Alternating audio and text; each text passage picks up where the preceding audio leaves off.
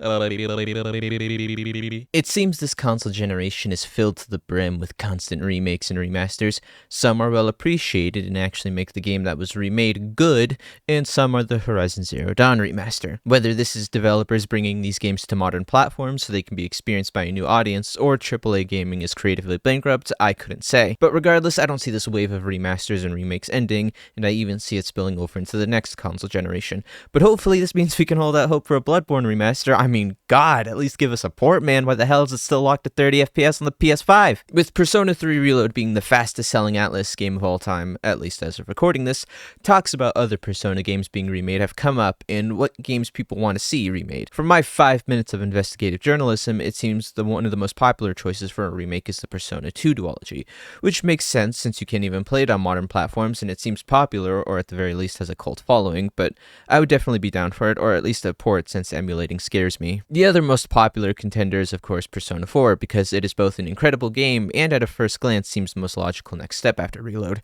Persona 3, 4, and 5 are kind of seen as the modern Persona trilogy and is why Atlas markets these three way more than 1 and 2. I haven't played 1 or 2 so I won't comment on if they're good or not, but it's clear that these three are the golden children of the series, so a Persona 4 remake seems like a good idea, right? Now objectively speaking, I don't think Persona 4 remake is necessary at all. Sure, the game looks old as hell, but yeah, that's kinda how PS2 games work. Other than its visuals, which aren't even a problem if you ask me, the game holds up phenomenally well. It took all the parts of Persona 3 that sucked ass and made it good, like controlling party members, manual skill inheritance, male teammate social links, and friend-zoning women. You know, important stuff. That controlling party members thing is huge to me. I will die on the hill that the tactics system is one of the most bong water systems ever, and I'm glad it'll never be forced on us in another Persona game ever again. Looks like Metaphor ReFantazio will have it, but I'll reserve judgment until I actually play it. The only thing I would like changed, or I guess added to 4, would be something on my HUD telling me how long I have until the fog comes rolling in. Even so, it's not that big of a deal as it never bothered me before. It would just be a quality of life thing I would like. That and also the baton pass mechanic, I guess, since it seems after Reload it'll be a series staple by the looks of it. Oh, and the Reaper. Change that. I don't want to have to search chests to find the Reaper in a fucking box. Now, I didn't play 4 when it came out. I was an Xbox boy growing up, and even if I did have a PlayStation, I was still in elementary school, so I probably wouldn't have even liked it if I played it then. I played it after I finished a Royal for a second time back during December of 2022, and because of this, unfortunately, I missed out on the Persona 4 discourse and drama this game caused. You know the discourse I'm talking about. Maybe because I lacked media literacy or had too much of it, but when I played through 4 for the first time, I genuinely didn't think too hard about Kanji or Nato.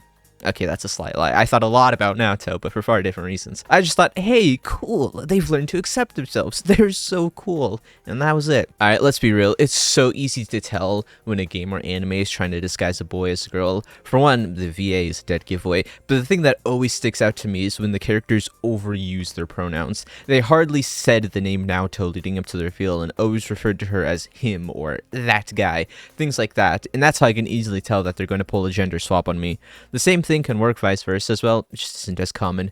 They did the same thing with Futaba in 5. They constantly referred to Alibaba with male pronouns, making it incredibly obvious they were going to be a girl. There you go, there's the cheat code. You'll never fall for another trap again. To be honest, even before the reveal, I never saw Naoto as trans. For one, it was Japan in 2010, so yeah. But also Naoto, just like all the others, seemed insecure and was just trying to hide their real self. Maybe I don't spend enough time around trans people. Now, this might be me not being knowledgeable, so correct me if I'm being, offensive or anything, but is it really wrong for someone who was trans to not want to be anymore? Just not being offending, just asking a question. I had one friend who was trans for a week, but now they're just incredibly racist. And yes, they do play Hearts of Iron 4, that's not even a meme. As with Kanji, I totally did think he was going to be gay at first, but then I played his social link, and that's when the overall message of Persona 4 started to hit with me, and I understood what they were doing with his character.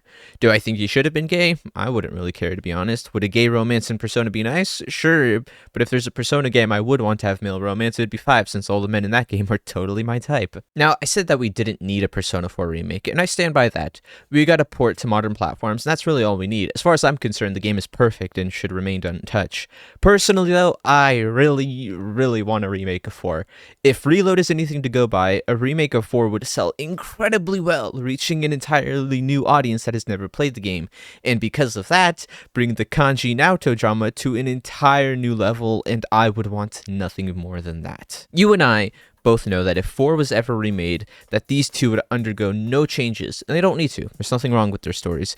I'm simply just a very petty person who wants to see others suffer for ultimately no other reason, and I want to take part in it this time around.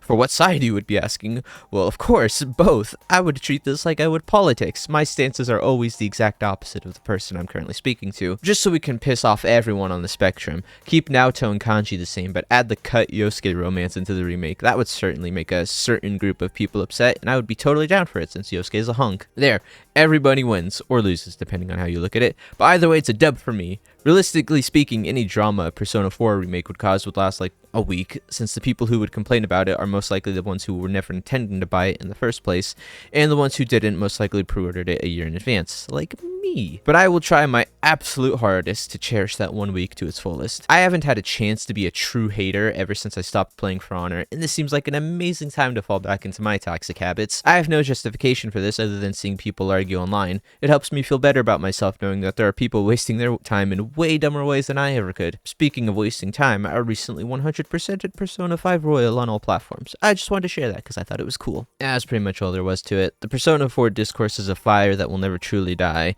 and if that's the case, I might as well put some more gasoline in it.